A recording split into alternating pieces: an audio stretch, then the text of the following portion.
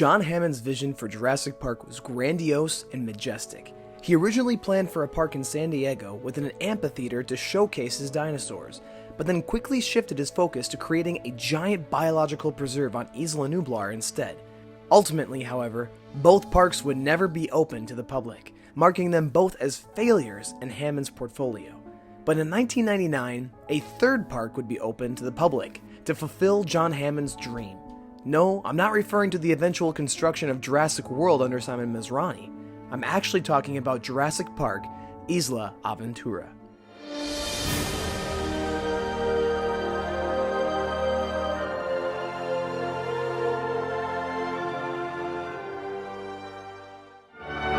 Jurassic Park is the culmination of 15 years of my life. In 1999, Universal Studios Islands of Adventure was opened in Orlando, Florida. Marketed as a huge new park where people can jump straight into the worlds of their favorite Marvel superheroes or medieval fantasy stories, Islands of Adventure was Universal's way of becoming a bigger competitor with the House of Mouse across town. But Islands of Adventure had one major selling point for its opening debut: an entire land devoted to Universal's wildly popular Jurassic Park franchise. The idea of Islands of Adventure was that it would be a collection of 5 different lands, if you don't count the port of entry, each dedicated to a specific theme, together as one park surrounding a large lagoon. Before Islands of Adventure, Jurassic Park only had Jurassic Park the Ride at Universal's Hollywood as its main theme park attraction for the franchise. But now, with an entire land dedicated to JP in Florida, Universal creatives had tons of space to create new attractions and even stories to expand the Jurassic franchise. And the story is truly where Universal creatives wanted to attempt making something new. Going into the creation of the Jurassic Park land at Islands of Adventure, Universal knew they wanted to create something completely immersive, as though you were not only riding something like Jurassic Park, but that you would feel like you're in Jurassic Park. At Universal Studios Hollywood, Jurassic Park the Ride had a similar idea behind its creation, but only once you were actually in the queue for the ride did it feel like you were in the real Jurassic Park. In Florida, Universal wanted guests to feel as though they were in John Hammond's completed dream right from the moment you walked under their glorious gates. The first major staple of a Jurassic Park land would be the incorporation of a Discovery Center, modeled after the Visitor Center from the original park in 1993. The Discovery Center has 2 floors filled with theming from its Dino Dig Site restaurant to the laboratory where the real miracle workers of Jurassic Park operate and even show the hatching of a baby dinosaur. That little guy is Exhibit A of the most powerful genetics factory created since man's expulsion from Eden. Along with the Discovery Center, the park opened with a play area for kids called Camp Jurassic, where kids and parents can run around in amber mines and dinosaur paddocks like the ones that were seen in the original 1993 movie. Next to Camp Jurassic is the Pteranodon Flyers ride. This ride for kids encircled the play area and gives a complete view of Isla Aventura. The park also is complete with a full-service restaurant, food stations, and carnival games also perfectly themed around dinosaurs and the Jurassic Park franchise.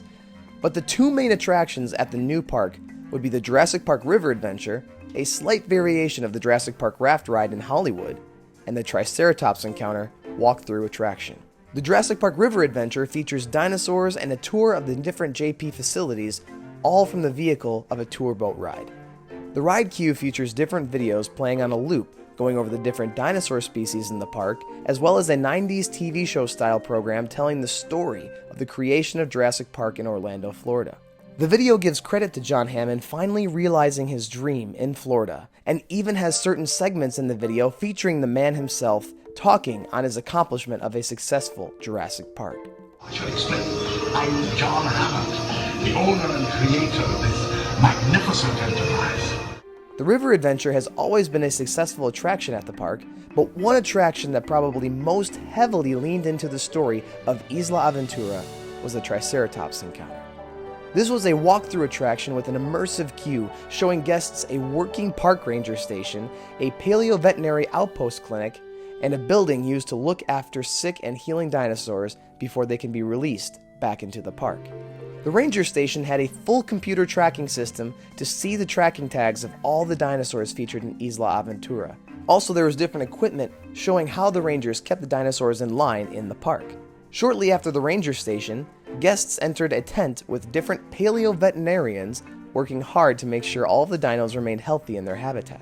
But the main feature of the attraction was the building with the sick dinosaurs. Inside, guests would be led to one of 3 rooms with the Triceratops inside, being cared for by a park worker. There were 3 different dinosaurs in each of the rooms with different names: Topper, Chris, and Sarah. Before entering one of the rooms, guests would be instructed to not make any sudden movements or loud noises so as to not disrupt the healing trikes. But then they would be given the chance to touch the Triceratops if they wanted to in their time with the animal. The interesting thing about the Triceratops encounter is that Universal staff was always to refer to their dinosaurs as real living animals. Our dinosaurs are very real. This is the only place in the world that you can come and see real dinosaurs, and we have invested a lot of time and care in the feeding, handling of these dinosaurs. When in with the Triceratops, if a guest would ask about any animatronics, park staff would answer the question with insisting these dinosaurs were real dinosaurs. Everything was meant to feel like the real Jurassic Park. Even in promotional material for Islands of Adventure opening in 1999, interviewed Universal creatives say their dinosaurs in Jurassic Park Orlando are all real animals. Well, no, that's a living, breathing dinosaur, and the only way you can create one of those is with DNA. Even some designers talk about the dietary habits and taking care of live dinosaurs to help sell the park being the real-life Jurassic Park. We're writing the book. We're writing the book on dinosaur nutrition.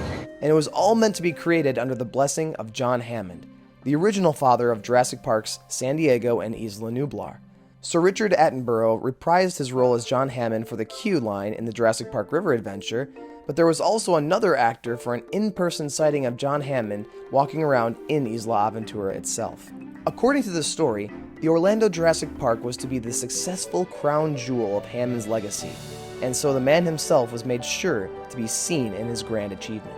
Universal creatives wanted Jurassic Park and Islands of Adventure to be the real-life, physical extension of the Jurassic Park franchise and have a connection to the rest of the franchise's lore in a timeless way. But that desire could not outlast the demands of a theme park industry. As time passed, Universal began seeing the need for updates and even theme changes to reinvigorate public interest in their theme parks, and they began adopting a nothing is forever culture to the attractions in their theme parks.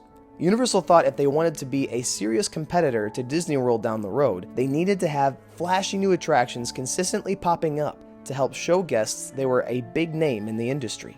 In 2002, one of Universal's biggest attractions, Kongfrontation, closed for good in Universal Studios Florida, thus beginning a series of sweeping changes over the years and setting the precedent of nothing is forever. Another surprising announcement was the closure of the Back to the Future ride in 2007 to lead into the Simpsons Land revamp opening in later years. This shocked many fans of the Back to the Future ride because of its wild success over the years. Then Jurassic Park would also see its first change happen in the early 2000s, when the Triceratops encounter was renamed to the Triceratops Discovery Trail to help guests better understand it was a walkthrough attraction, which had been a problem for some guests since its opening. But the attraction would be plagued with spotty operation and regular breakdowns throughout its time being open, and thus caused Universal to make it a seasonal attraction until 2005, when it would be closed for good. Universal tried giving Triceratops Discovery Trail a small comeback in December of 2010, but a few weeks later, its few weeks of operation would prove to be its last. Over the years, the story of Jurassic Park Isla Aventura would die off, becoming more legend than actual theme park history, and many guests would come and go from the park never realizing they were meant to be in an actual piece of the franchise's history. News would eventually break that Universal was in the process of making a new Jurassic film, Jurassic World, and the film would eventually open to reveal a new Jurassic theme park in the franchise. Universal had officially canonized a third dinosaur theme park in its movie franchise, thus officially erasing any hopes of Isla Aventura ever having a place in the franchise's lore. Universal has since treated Jurassic Park and Islands of Adventure as simply another movie-themed land, with allowing people to feel like they're in the movies rather than living a present piece of their favorite franchise's history in real time. This change of focus has also since been exuded through Jurassic World elements making their way into the Florida park through the new Raptor encounter, as well as 2021's opening of the new Jurassic World Velocicoaster ride in the Jurassic Park land of Islands of Adventure. So many fans have never heard the history of Isla Aventura and its former status as an official Jurassic Park made by the John Hammond himself. But it makes sense in light of Universal's new operational ethos of having innovation supersede legacy. But hopefully, this piece of Jurassic history can live on in the hearts of Jurassic fans for years to come and still give a nostalgic taste of Isla Aventura each time guests visit the Orlando park. And so, from all of us to all of you, thanks for coming, and have a wonderful